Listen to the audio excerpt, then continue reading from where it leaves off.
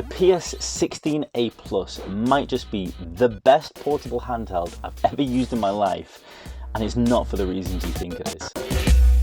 Now, I picked this thing up firstly for a bit of a laugh because it looked like as if Sega had designed the Game Boy. It really reminded me of a mashup between the original Game Boy and the Mega Drive. This thing just really caught my eye and really intrigued me. But furthermore, it also turned out that it's a power bank, so it can charge your phone as well. Bit of a gimmick, I thought, and maybe not that great, especially if you want to use this as a gaming handheld. You don't want to be sucking all your battery out to your phone because then you can't play games on this. But then it came, and I started using it, and I was absolutely blown away. Now, like we said, this thing genuinely looks as if Sega had designed the Game Boy. This thing looks awesome, and in person, when it's in your hand, it looks even better as well. The translucent shell that I went for just looks amazing. The little accents of blue and purple really remind me of the Mega Drive. The layout of all the buttons in the analog stick are really great, and I really like that it's got 6 buttons as opposed to 4 as we normally see on these vertical handhelds. On top of that, the curved edges are really comfortable to use, also remind me of Sega, and make it really comfortable to put this in your pocket.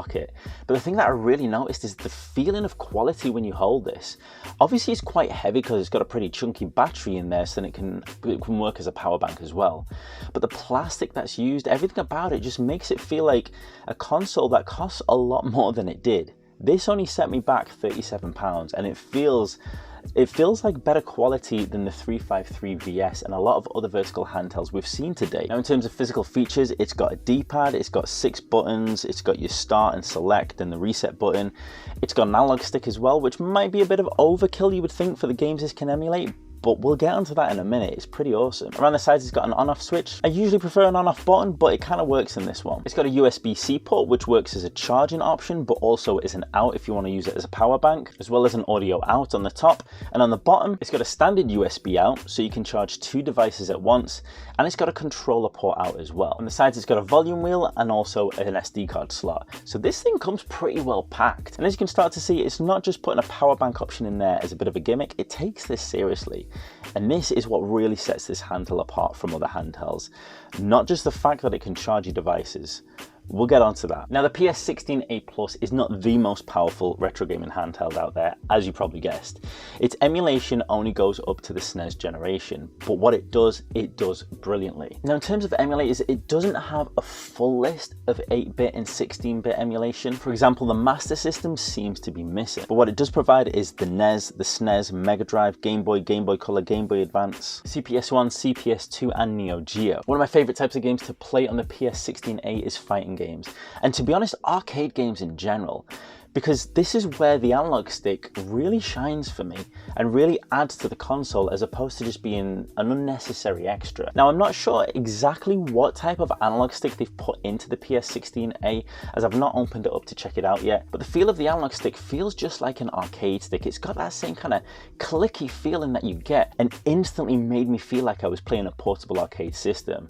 Honestly, it's hard to describe, but this thing just feels really nice and really nostalgic to play. On top of that, the screen looks absolutely fantastic, 4:3 ratio, and really crisp and clear, giving you some amazing quality visuals when it comes to the 16-bit generation. Honestly, I have to reiterate, I got this thing for a bit of a laugh, thinking it would just be some fun console, a bit of trash to review on the channel. But everything about this console really impressed me and took me by surprise, to the point where I loaded up Aladdin on the Mega Drive on the console and handed it to my wife. It's her favorite video game of all time. I didn't say anything, I just gave her it, and she was just sat there for hours playing this thing. It looks so good, it feels so good, and it definitely feels like it's worth way more than £37 you can get it for. But for everything that's awesome about this console, there is one thing.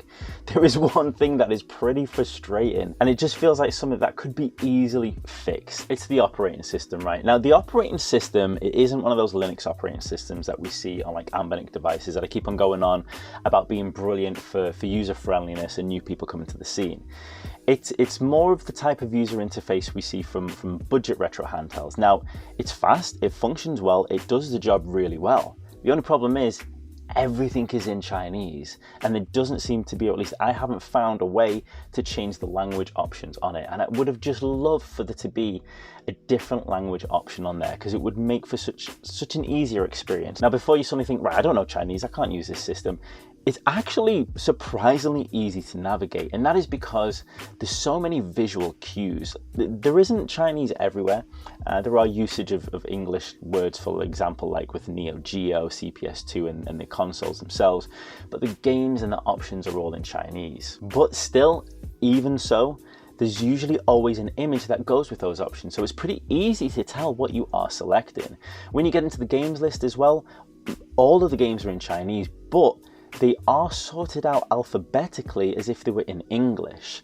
And this is what I started to notice. Every game has a really good screenshot next to it, so you can tell instantly what the game is without reading the name.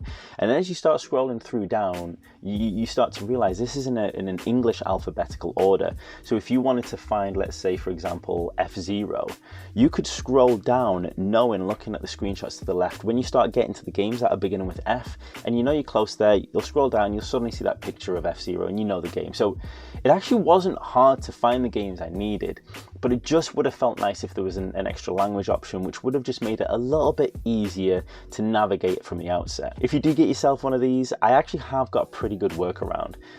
Get one of those image translator apps on your phone and just literally point the phone at the console and you'll instantly see everything translated. Now, some of the game names might be a bit weird in terms of translating from Chinese to English, but for the most part, it actually worked really well. If there was an option I was looking for and I couldn't tell, I'd do that and I get there no problem. But honestly, for £35, with the quality and feel of this device and the almost arcade-like feeling you have in your hands, that's a really small issue for me. But moving on to what is potentially the most unique and interesting aspect about the PS16A Plus, and the thing that for me makes it probably the best portable retro gaming handheld I've ever come across, and that is the absolute beast of a battery this thing has.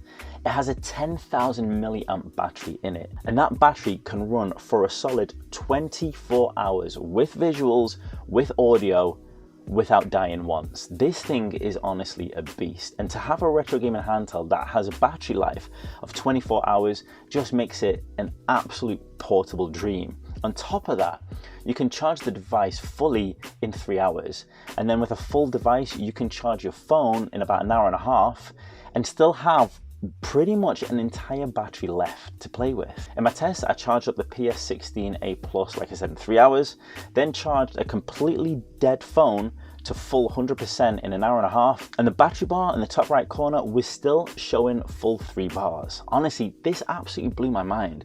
I then left the console on for God knows how many hours afterwards. I actually wish I'd recorded it because I thought it was going to die pretty quickly, and it just continued to play. To put it into context, I had Street Fighter 2 running the intro scene, as you'd see in the arcades, just constantly with the volume fully up. This thing is an absolute power beast, and honestly, I will be taking the PS16A with me on every journey I go on. Even if I take a different handheld with me, this will be coming because it is one of the best power banks I've used, and it's an absolutely awesome pocket arcade machine. If you do want to get your hands on one of these, then they can be a bit tricky to find on AliExpress, so I will put some links in the description below. And also, when you are purchasing, I didn't do this, maybe have a little look to see if there are options if you can get an English language version, because that would help and that would take away that small issue that I found. Honestly, I think the PS16A Plus is a retro gaming handheld that would fit brilliantly in everybody's collection, because there's nothing else quite like it, and it just does what it does so well. If you are interested in some other budget retro gaming handhelds to get a taste of what this world is like, check out this video right here.